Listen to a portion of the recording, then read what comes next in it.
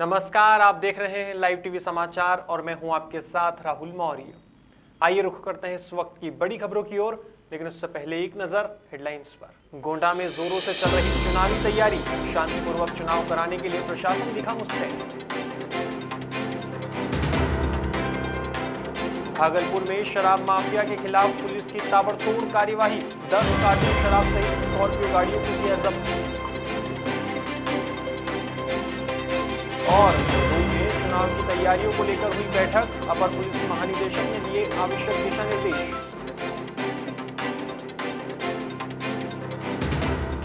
अब खबरें विस्तार से। हमारे देश के 4 राज्यों में विधानसभा चुनाव होने हैं। गौरतलब है कि देश का सबसे बड़ा प्रदेश उत्तर प्रदेश चुनाव के लिए तैयार है। ऐसे में प्रशासन के लिए यह बड़ी चुनौती है कि चुनाव शांतिपूर्ण ढंग से हो जाए। इसी के चलते खोरहंसा कस्बा में पैरामिलिट्री फोर्स और भारी पुलिस बल के साथ एरिया डोमिनेशन फ्लैग मार्च निकाला गया। शांतिपूर्ण, निष्पक्ष, भयमुक्त वातावरण में मतदान संपन्न कराने के संबंध में पुलिस अधीक्षक गोंडा की क्या तैयारी है, आइए सुनते हैं उन्हीं की जुबानी। जनपद गोंडा में आगामी विधानसभा चुनाव के दृष्टिगत आज कोतवाली देहात थाना क्षेत्र के जो सेंसिटिव एरियाज थे, खोरहंसा है और ये चौकी क्षेत्र के जितने भी सेंसिटिव गांव हैं जो वल्नरेबल मजरे थे, उन सभी के भारी फोर्स के साथ पैदल गश्त रूट मार्च किया गया। जनता के साथ संवाद कायम करके उन्हें आगामी विधानसभा चुनाव 27 फरवरी को होने वाले मतदान के बारे में जागरूक करते हुए क्लियर मैसेज दिया गया कि कोई भी व्यक्ति अगर कानून व्यवस्था खराब करने का प्रयास करता है, चुनाव को अफेक्ट करने का प्रयास करता है, तो उनके खिलाफ में कार्रवाई की जाएगी। और पब्लिक के द्वारा हमें भरोसा भी दिलाया गया कि सही ढंग से 27 फरवरी को मतदान इस क्षेत्र में संपन्न कराएंगे। और हमारी फोर्स भी उन्होंने भी आश्वस्त किया कि आगामी विधानसभा चुनाव जनपद गोंडा में सकुशल ढंग से संपन्न कराएंगे। एक तरफ बिहार में शराबबंदी है तो दूसरी तरफ शराब माफिया के हौसले बुलंद हैं। हम बात कर रहे हैं जगदीशपुर थाना क्षेत्र की। लगातार मिल रही शिकायतों के बाद जगदीशपुर थाना पुलिस ने सनहोला मोड़ के पास शराब के 10 कार्टून और एक स्कॉर्पियो गाड़ी को जब्त किया है। गौरतलब है कि चेकिंग के दौरान एक गाड़ी झारखंड से आ रही थी जो पुलिस को देखते ही भागने लगी। गश्ती पर तैनात विशेषण यादव ने अपने दल बल के साथ पीछा करना चाहा। हालांकि पुरानी रोड से आगे चानन नदी में पानी होने के कारण शराब कारोबारी भागने में सफल रहा, लेकिन पुलिस ने गाड़ी को जब्त कर लिया। जांच करने पर 10 कार्टून विदेशी शराब गाड़ी से जब्त हुई है। यह जानकारी थानाध्यक्ष श्रीकांत चौहान ने साझा की है। कहलगांव से देवमुनि कुमार की रिपोर्ट। पुलिस लाइन सभागार में अपर पुलिस महानिदेशक ने आगामी चुनाव की समीक्षा बैठक की है। लखनऊ जोन के अपर पुलिस महानिदेशक ने आगामी विधानसभा चुनाव की तैयारियों की समीक्षा के साथ अपराध गोष्ठी की है, जिसमें हरदोई पुलिस अधीक्षक, अपर पुलिस अधीक्षक पूर्वी व पश्चिमी, समस्त क्षेत्र अधिकारी प्रभारी, निरीक्षक और थाना प्रभारी उपस्थित थे। वहीं अपराध नियंत्रण करने और विधानसभा चुनाव सकुशल संपन्न कराने के लिए सभी को आवश्यक दिशा निर्देश दिए गए। इसी क्रम में अपर पुलिस महानिदेशक ने कोविड-19 को ध्यान में रखते हुए अर्धसैनिक बलों के रुकने हेतु SMD पटेल महाविद्यालय पतसेनी कछोना का निरीक्षण किया है। सुरक्षा बलों की सभी व्यवस्थाएं मानक के अनुरूप करने हेतु संबंधित अधिकारियों को निर्देश दिए गए हैं। हरदोई से चंदगीराम मिश्रा की रिपोर्ट। आज मैंने जिले में आकर के एक तो जो विधानसभा चुनाव चल रहा है इसकी तैयारी समीक्षा की है और अपराध के बारे में कानून व्यवस्था की मैंने समीक्षा की है। इतना कहना चाहूँगा कि पिछले साल यहाँ बहुत अच्छा पोजीशन रहा है, क्राइम कंट्रोल में रहा है, लोडर बहुत अच्छा रहा है। हमारा ध्येय है कि आने वाला चुनाव फ्री, फेयर, इम्पार्शियल संपन्न हो।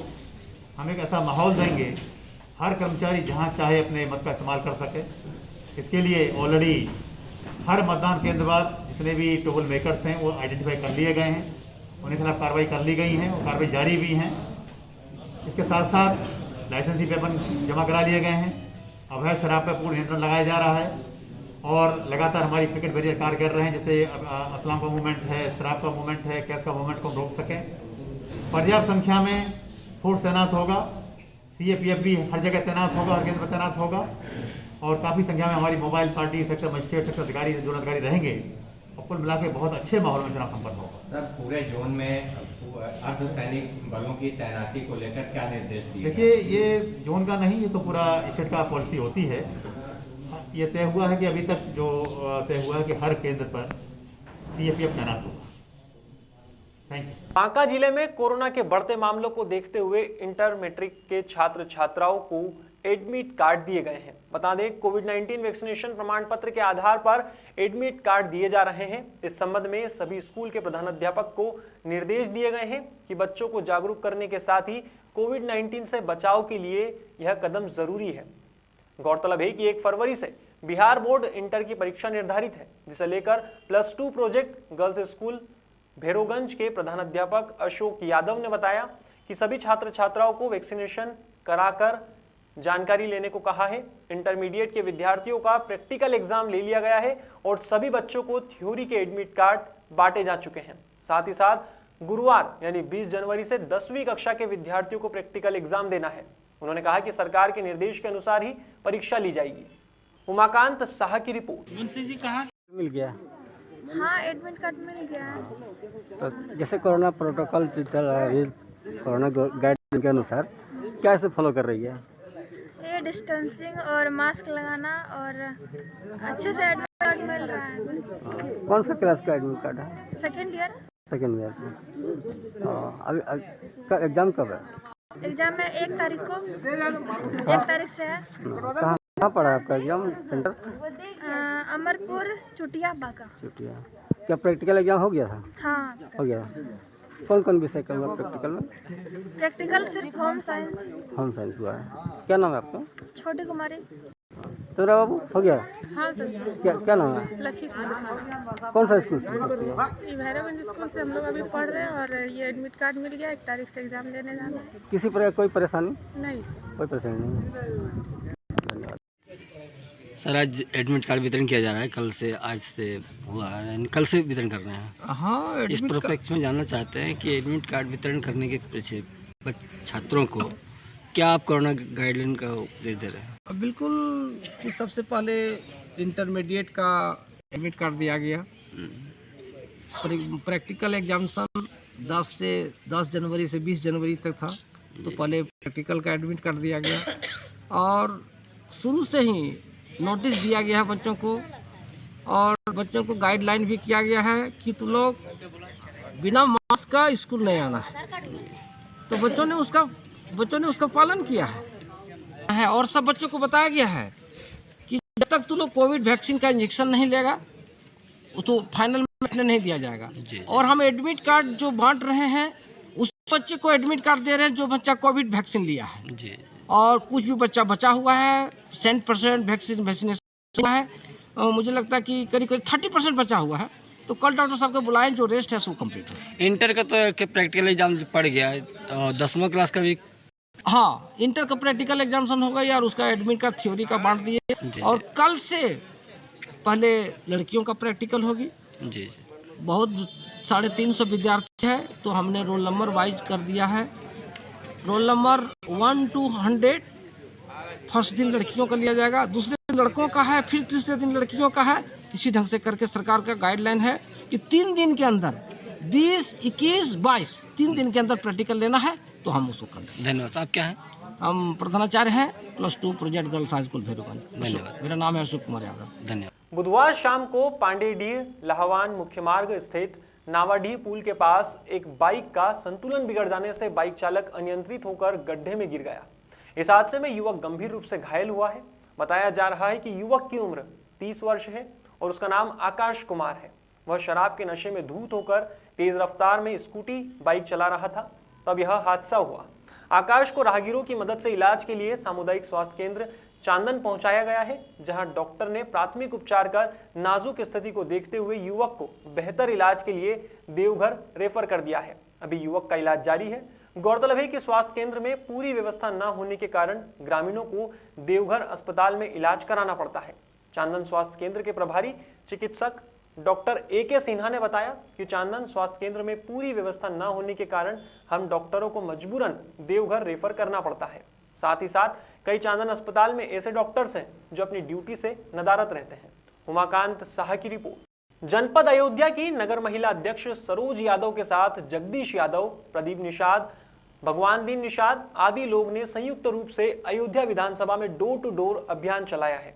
इस दौरान सपा की नीतियों और उपलब्धियों को गिनाया गया है। सरोज यादव ने कहा कि सबका साथ सबका विकास का नारा देकर देश और प्रदेश में सरकार बनाने वाली भाजपा ने वादा खिलाफी कर देश के गरीब, किसान, नौजवानों के साथ दलित वर्ग और पिछड़ा वर्ग के लोगों को धोखा दिया है। उन्होंने भाजपा सरकार पर आरोप लगाते हुए कहा कि सपा शासन में चलाए गए जन कल्याणकारी योजनाओं को बंद कर दिया गया। सरोज यादव ने समाजवादी पार्टी प्रमुख अखिलेश यादव के ऐलान का जिक्र करते हुए कहा कि अखिलेश यादव ने 300 यूनिट मुफ्त बिजली देने का ऐलान किया है। सपा की सरकार बनने पर उन्हें 300 यूनिट बिजली फ्री दी जाएगी। अयोध्या से वीके यादव की रिपोर्ट। 15 से 18 साल आयु वर्ग के बच्चों की वैक्सीनेशन वृद्धि को लेकर विशेष शिविर का आयोजन किया जाना है। जनवरी और फरवरी महीने में इंटरमीडिएट छात्र छात्राओं का एग्जाम है। इसी बीच कोरोना की तीसरी लहर ने भी दस्तक दे दी है, जिसे देखते हुए सरकार के प्रोटोकॉल में जिला प्रशासन के निर्देश पर चांदन प्रखंड के 19 जगहों पर शुक्रवार यानी 21 जनवरी 2022 को विशेष मेगा वैक्सीनेशन शिविर का आयोजन किया जाना है। जानकारी देते हुए सामुदायिक स्वास्थ्य केंद्र चांदन प्रभारी चिकित्सक डॉक्टर AK सिन्हा ने बताया कि 100% बच्चों को वैक्सीनेशन के लिए प्रखंड के कई स्कूल को चिन्हित किया गया है। आपको बता दें कि विद्यालयों को चिन्हित करते हुए विद्यालय के संबंधित प्रधानाचार्य अध्यापक के आवश्यक सहयोग हेतु निर्देशित किया गया है। 15 से 18 साल के आयु वर्ग के किशोर किशोरियों को वैक्सीनेशन किया जाना है। साथ ही गांव में गाय और भैंस चराने वालों को भी कोरोना महामारी से बचाने के लिए टीकाकरण किया जाना है। उमाकांत साह की रिपोर्ट। नगर निगम सहायक आयुक्त और स्वच्छ सर्वेक्षण नोडल अधिकारी के साथ स्वच्छता ब्रांड एम्बेसडर महेंद्र कुमार जैन ने आसिफ खान और उषा अग्रवाल ने नगर निगम में स्वच्छ सर्वेक्षण के विषय पर चर्चा की है। इस बैठक में आम नागरिकों को स्वच्छता से जोड़ने के लिए रूपरेखा बनाकर गतिविधियां करने की योजना बनाई गई है। आने वाले समय में सेक्टर अधिकारी और वार्ड सुपरवाइजर शहर के सामाजिक और धार्मिक संगठन, मंगल परिसर, वार्डवासियों के साथ बैठक कर स्वच्छता से जोड़ने और सहयोग करने के लिए योजना बनाई गई है और शहर में आयोजित गतिविधियों के बारे में भी चर्चा की गई। शहर के सभी वार्डों में जाकर स्वच्छता का संदेश देने का संकल्प लिया गया। देश की राजधानी दिल्ली का व्यापारी वर्ग परेशान है, उनकी रोजी रोटी पर संकट बना हुआ है। ऑड इवन हटाने को लेकर दिल्ली के सभी व्यापारी वर्ग ने दिल्ली सरकार से ऑड इवन को हटाकर व्यापार करने देने की मांग की है, ताकि व्यापारियों की और उनके पास काम करने वाले कर्मचारियों की अर्थव्यवस्था पटरी पर आ सके। गौरतलब है कि कोरोना काल में व्यापारियों पर लगाए गए ऑड इवन को लेकर और बाजारों में उमड़ी भीड़ को लेकर भाजपा के पूर्व दिल्ली प्रदेश अध्यक्ष सतीश उपाध्याय ने दिल्ली सरकार से गुहार लगाई है। दिल्ली के सभी बाजारों में भीड़ तो है, पर व्यापारी खाली बैठे हैं। व्यापारी का कहना है कि कोरोना को कंट्रोल करे सरकार, लेकिन व्यापारी को व्यापार तो करने दे। इसी को लेकर आज पुरानी दिल्ली के क्लॉथ मार्केट में भाजपा के पूर्व अध्यक्ष सतीश उपाध्याय और मार्केट के व्यापारियों ने मिलकर दिल्ली पुलिस और मार्केट में हर आने वाले व्यक्ति को मास्क और सैनिटाइजर बांटा है और लोगों से अपील की है कि सोशल डिस्टेंसिंग बनाए रखें।